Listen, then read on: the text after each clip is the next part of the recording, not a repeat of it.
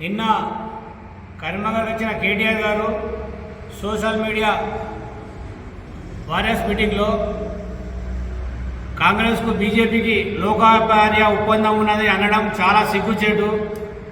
దేశంలో అందరికీ తెలుసు బీజేపీ బీఆర్ఎస్ కలిసి ఉన్నాయని. ఎందుకంటే ప్రతి బిల్లులో మీరు వాళ్ళకి సహకరించదు.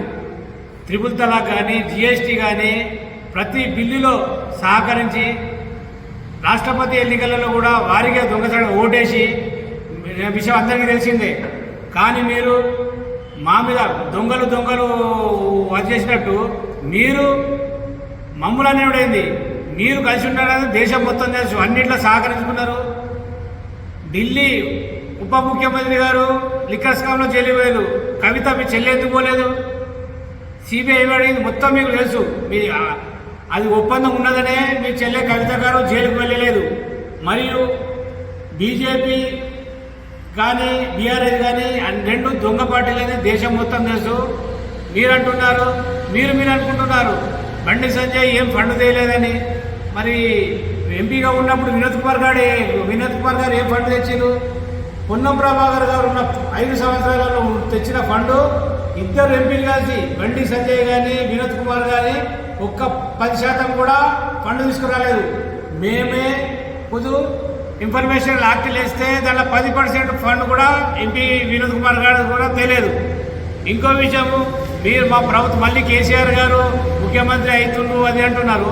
ఎవరు ఉన్న 39 ఎమ్మెల్యేలను కాపాడుకొని మీరే కాపాడుకొని మీ లెక్క మేము ఎమ్మెల్యేలను కొను స్టార్ట్ అయితే ఒక్క ఎమ్మెల్యే కూడా మిగిలాడు మీ దాంట్లో.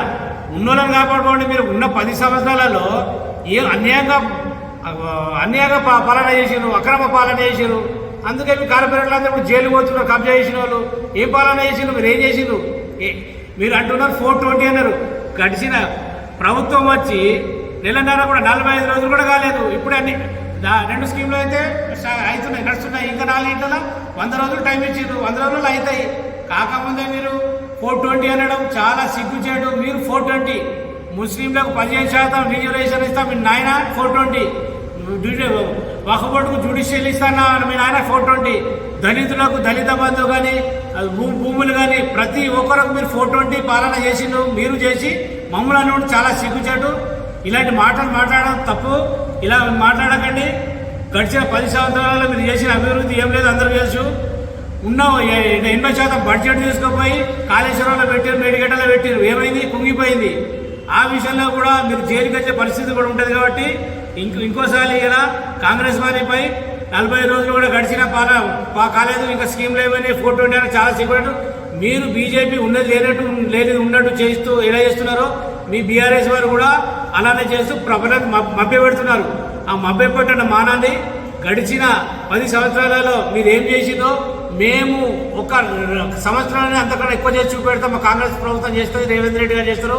మా ఉన్న మంత్రులు పొన్నం ప్రభాకర్ గారు కానీ శ్రీధర్ బాబు గారు కానీ చాలా అభివృద్ధి చేస్తారని మేము కాంగ్రెస్ మైనార్టీ శక్తి పక్షాన కోరుచున్నాము.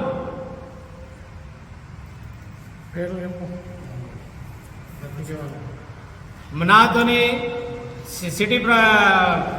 City chairman Congress minority cell Syed Akhil గారు, డిస్టిక్ వైస్ ప్రెసిడెంట్ లై ఖాద్రి గారు, జనరల్ సెక్రటరీ నిహాల్ అహ్మద్ గారు, జనరల్ సెక్రటరీ మొహమ్మద్ కలీం గారు, ఫేరోజ్ గారు,